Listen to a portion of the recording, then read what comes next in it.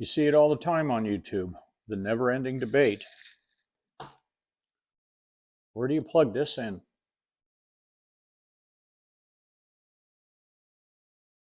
Today, I'm going to throw my 2 cents in.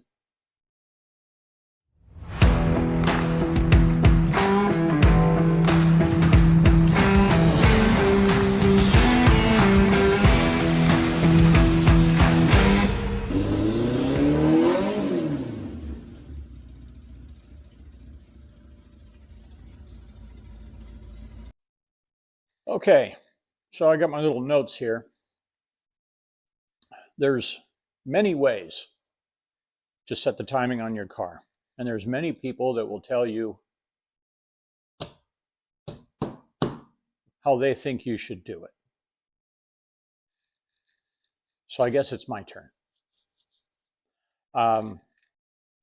Starting with the hot rod guys, the racers, you have crank trigger, you have magneto, you have a mechanical. What is going on here? You have mechanical only distributor that they lock out. There is no advanced mechanism. It's just 36 total. And they use a high torque gear reduction starter. You see how the starter drive is not in line with the motor. It's because there's a gearbox in here. They call them high torque starters. If you have a high torque starter, you could probably get away with that. But that is race application. That's not what you would really want to do on the street. So that's one way to do it. The other way to do it is to run a mechanical, for performance application, to run mechanical advance only. Only has the springs and the weights. That's all it has. There is no vacuum can. Sometimes we have to run a distributor that doesn't have a vacuum can because sometimes there's no place to plug a vacuum can in. These carburetors have 0 ports to plug anything in, and the intake manifold, all of the runners are isolated from each other. They don't talk to each other. They don't communicate in any way. So there's really no way to pull any vacuum from anywhere. And when that's the case, mechanical only. And this you set for 36 degrees total, give or take 4. Depends on where your car wants to run. Some cars want to run at 38. Some cars want to run at 32. Some cars want to run at 28. Some cars want to run at 40. It just depends on your application. There really is no wrong answer. Then we have what we'll call poor man's mechanical only, which is when you just disconnect this hose, set it for 36 total, give or take, close the hood. No vacuum advance, just the mechanical, just this. That's another way to do it. Then we get to the big debate.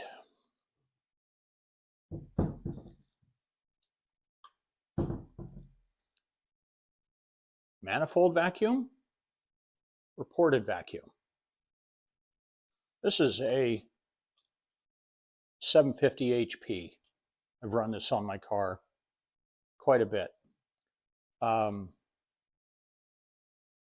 It's a newer carburetor, but they still gave the option of manifold or ported. So what is manifold and what is ported? Simply put,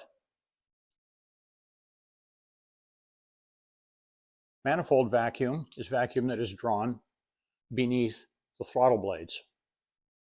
Ported vacuum is vacuum that is drawn above the throttle blades. That's all it is. But they're the opposite of one another. At an idle Ported vacuum,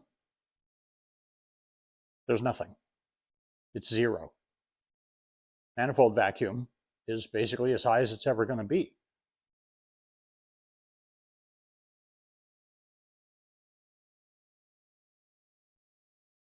And then once you get going down the road and start putting your foot into it, ported vacuum is where the vacuum is, and manifold vacuum isn't putting out much anymore, especially at wide open throttle.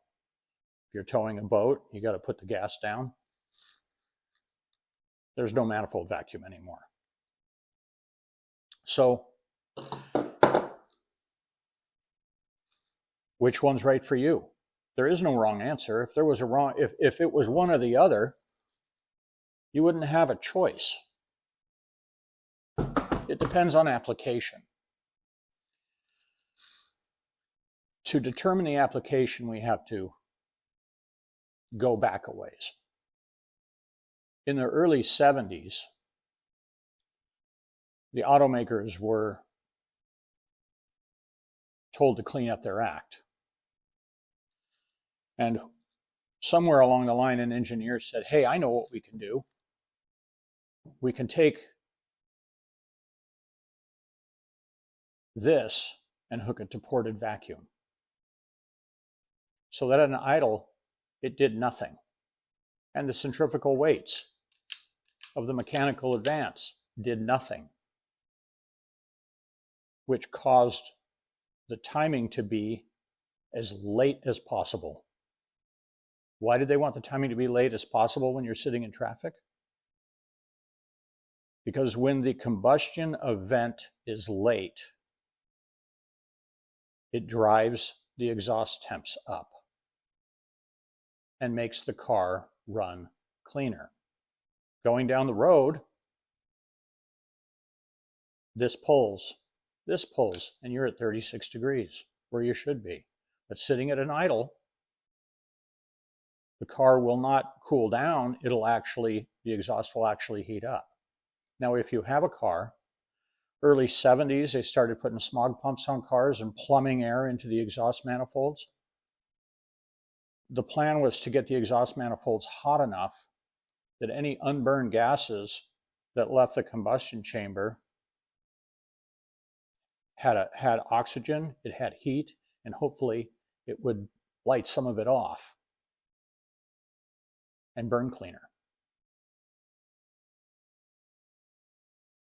And that's why somewhere in the 70s, we went from manifold vacuum to ported vacuum.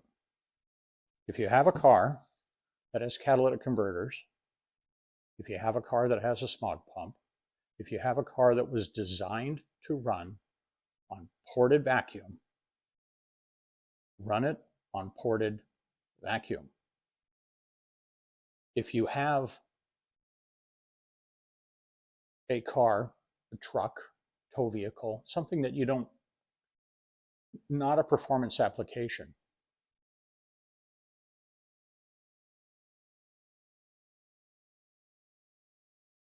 you might consider trying manifold vacuum. The setup is a little bit different. Every single possible scenario other than manifold vacuum, you put everything together, you set the timing, you close the hood. Either manufactured, recommended initial timing, or total advance, your choice, and you close the hood. With manifold vacuum, you're going to disconnect this and you're going to set the timing at 36 total, or manufacturer's recommended initial, and then you're going to connect this to the intake manifold. You're also probably going to have to adjust your idle speed and possibly even your air fuel screw. And so at an idle, if you have this pulling, you're going to have more advance, decreased exhaust temperatures, and I would bet whatever it is you're driving will get better gas mileage. It really will. It doesn't hurt to try. Like I said, the only thing you have to do is set the timing with this unplugged, capped off at the carburetor or manifold, wherever it was. Set the timing for 36, give or take 4, and then plug this in. Give it a try. You just never know until you try. No one's wrong. Everyone's right. The guy who tells you to hook it to ported works on 72 and newer cars. The guy who tells you to hook it to manifold probably works on stuff from the 50s and 60s. So it just depends on the application. I would not hook this to manifold if you have any emissions control type stuff on your car at all. You probably noticed that about the same time I went to ported manifold, they also started putting hotter thermostats in the cars. They were trying to drive the temperatures up. If you're in a state where you go through emissions, ported vacuum all day. Get those exhaust temperatures up. Make that car burn clean so you can get it tested, passed, and get it licensed. Ported vacuum all day long. If you do not go through emissions, if you're driving a 65 Chevy C10 that's mostly stock, I would encourage you to try manifold vacuum. I think you'd be surprised. So the good news is, if someone says ported, they're not wrong. If someone says manifold vacuum, they're not wrong. Somebody says unplug the can, set it for 36 total and let it eat in a performance application, they're not wrong. Somebody says buy a fully mechanical, they're not wrong. If somebody says lock it down, put a high torque starter on it, they're not wrong. Everybody's right. It just depends on the application and what you're doing. Thank you very much for watching my video. If you could take a minute and like and subscribe, leave a comment. I would really appreciate it. Have a great day, everyone.